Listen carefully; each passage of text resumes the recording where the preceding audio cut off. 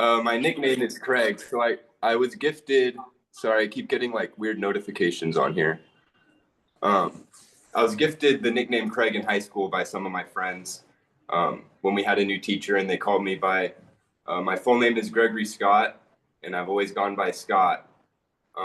And so when the teachers call you on the first day, they call you by your name on the paper. So he was like, Gregory, like, like I'm gonna call you Craig now.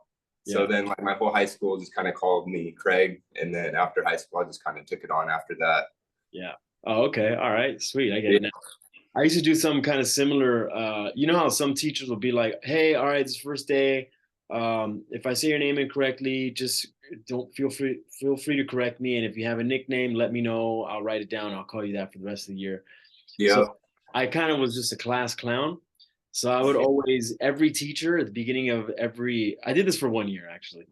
But I told every teacher a different nickname. I just come up with different No. nicknames, and I was like, "Yeah, yeah, hi, I'm Chris, but everybody calls me Roach." And then No. yeah, and then like in another class, I'd have a dude. I lost track of the nicknames, and then what happened was the teacher stuck to it. So like I would forget that I did that, and they would be calling me these names that I gave them, messing around, and it was kind of like a curse because then everybody in my class, like every time they said my name or whatever name I made up, people would just start laughing. I got kind of tired of it pretty It's early. just always something different at that point too. Yeah, I got tired of it early on, but it's a fun memory looking back now. But Yeah, for sure. yeah, man, thanks for hopping on. Just a couple questions. I sent them to you, but yeah, let's just get into it. You down? You ready? Oh yeah, I'm down. All right, cool. Let's do it. All right, guys, we're here right now with Scott of Kregs Vintage. It's Kregs Vintage, right? Yeah, Craig's collection. Kregs Collection. My bad. We're Yeah. here right now with Scott of Kregs Collection. Craig, go ahead. Let us know, how did you get started? Do you go by Craig or Scott? I go by both. So whichever one you guys feel like calling me, I always respond to both. Okay, cool. So yeah, let us know how you got started and actually where you're from first. I was born and raised in San Diego. I've been here my whole life. I love it a lot. Kind of hard to get out of here, to be honest. Um, and then with thrifting, I mean, I really just started back in 2019. I was just bored, so I'd go to thrift stores and shit. And I think I found one of my first finds was a 3D emblem, like a Harley Davidson. And I just went home and put it on eBay for $60, and it sold in like 5 seconds before I could even close out the app. And I was like, all right, what the hell just happened? Like, so then every time I got to thrift stores, I just started looking for like older stuff. And as I started finding more and more of it, I started falling in love with it more and more. And now here I am, like 4 years later, just kind of full face into this thing. Did you have a moment when that first 3D emblem sold where you were like, oh, this might have been worth it? Or do you remember what that first 3D emblem was? Was it like a crazy one with a pig on it or anything? It didn't have a pig. It was a cool one. I mean, I didn't really know that you could undersell stuff at that point yet. But I mean, I felt like it was a great price. I mean, I paid like $2 for it at a thrift store. So I was fucking hyped. Yeah. Yeah, no, that happens a lot to me though, or in the beginning at least when I sell something really quick, I'm like, man, I wonder if that could have gone for more, but I'm like, oh, whatever. At least I know. And then the next time when I get an item like that, then I kind of raise the price until I figure out, because there really is no Kelly Blue Book sometimes. I mean, besides eBay sold listings, which aren't super reliable, but there's no Kelly Blue Book for teas. So that's you kind of have to Yeah. figure out the price as you sell. And So with how the market's always constantly changing, it's pretty much impossible. It's different every month at this point. yeah. I feel you on what you said about it's hard to leave San Diego, that you love it there, because I love it there too, man. I always visit. It's actually, I hadn't visited since I started doing this full time. So in the last 6 years, I haven't been, but I went like in my younger years out, you go out there to party and, always Yeah.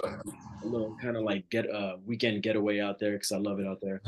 Yeah. But It's amazing vibes out here. Great people too.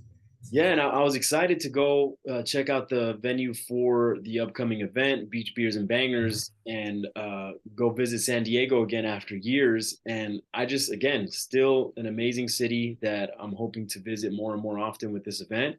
But one thing that I did have a question about that really puzzled me is like, there's a booming community out in San Diego. There's a lot of great resellers, pickers, and collectors out there, but yet like, at least, and maybe I'm the one who's ignorant here, but I just don't feel like San Diego is talked about in the same breath as like LA or like even Sacramento now that they have world's Yeah. worst as far as vintage scene. And I just feel like San Diego should be on the map and talked a lot about because they have a great community. It's a beautiful city. Why do you think San Diego isn't like that? And am I wrong? Honestly, all we really have down here, I feel like, is Kobe's. I mean, we got Wotown event too that we've been putting on. Day to Day started doing an event more recently. So I guess within the last couple of years, it's been getting better. But I don't know, we just don't have Rose Bowl. We don't have, ThriftCon doesn't come down here. We don't have like those really big name events that just bring in that crowd, um, like consistently. But there's a lot of crazy, really good pickers down here that like these kids go wild, bro. Like you can't pull up to a garage sale or an estate sale without seeing at least 5 or 10 other people that you see every day, and we're all looking for the same stuff. San Diego's got to be the vintage community's best kept secret. I mean, I was shocked to find out that this where Golden State is from, who Yep. has gained a lot of fame recently because of the purchase of those Levi's, the oldest Levi's ever found. I For would say it's even more than that too. That kid is one of the hardest working kids I've ever met in my life. Like it's absolutely incredible what he does, and he deserves every bit of the fame that he's been getting. that's awesome, man. That's what I've been hearing from everybody in San Diego. What a legend. Yeah, That's really no, cool. that kid kills it, seriously. That's awesome. All right, next question here. What types of items do you enjoy curating? Um, I mean, I love finding personally. Like, I wear a lot of like weed tees and like stuff with like trippy graphics. Um, like Carhartt, I wear a lot of like this Carhartt stuff. Patagonia. Um, I just like finding like like that good quality stuff. Like Champion reverse weaves, just like the better quality, thicker hoodies and stuff. Um, if I can find stuff from the 40s and 50s, I get excited, but that doesn't happen very often. But when I do get it, it's a pretty good day. Okay, awesome. And do you keep that stuff for yourself, or can people expect to see that at your stand on Sunday, March 19th? I sell at Rose Bowl every month, so I bring a lot of that stuff out there. I will probably have a couple of true vintage pieces at Beaches and Beers for sure.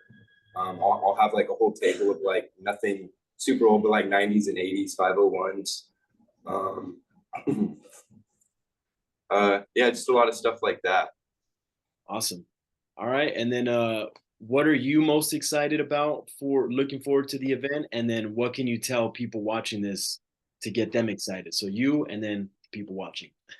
There's going to be a lot of good shit out there. I'm probably most excited to see a lot of the LA heads, a lot of the crowd from LA come down here, and then also buying a lot of stuff from the other vendors. I usually go kind of crazy and buy a lot of personal stuff at events like this for myself as well.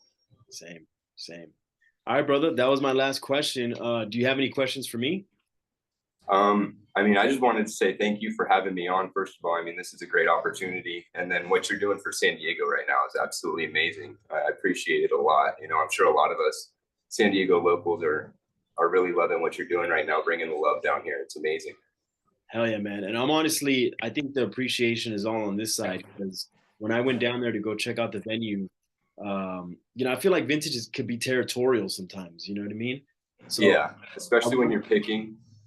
yeah, so all I knew was that we had a good venue down there, and I love San Diego. So I was like, let me just go down there and just see what it's like. And if I'm not welcomed or for whatever reason, because I know there's like the LA stupid. Yeah. You are always welcome here, my man. Always welcome.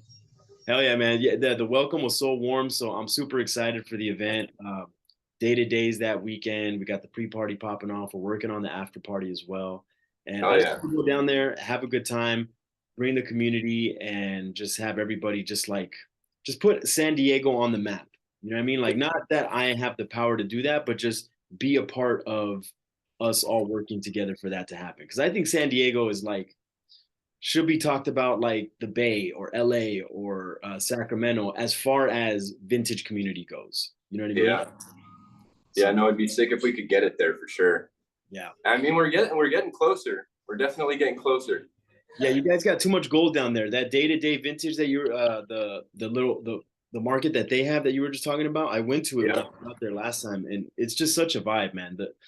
If we could at least make that third weekend San Diego weekend, You went with day to day, parties going on, after parties, pre parties, beers and bangers, and then I think there's something else also going on Friday too. If we can make that third weekend San Diego weekend, bro, like that's my goal. That's my Yeah, ultimate. hell yeah. Yeah. Yeah, that sounds awesome. I mean, we do the Lowtown does an event too, like once a month, and it's usually pretty popping as well. Okay. What, Yeah. what weekend do they do? It can switch off sometimes, but they usually post it at least a week or two in advance when they're doing one on their Instagram. Oh, And it's always at this super, they're kind of off the cuff with it. yeah. Okay. And it's always at like this super cool courtyard with like a bar in it, and they'll play live music. And yeah, it's a sick vibe. It's a night market too, so everybody's more chill. That's rad. That is Yeah. rad. Yeah, man. Well, all right, brother. Well, yeah, that's all the questions that I had. Scott, looking forward to meeting you at the event. And yeah, man, best of luck until then. Oh yeah. Thank you, Chris. All right, brother. See ya. Have a great one. Have a good one.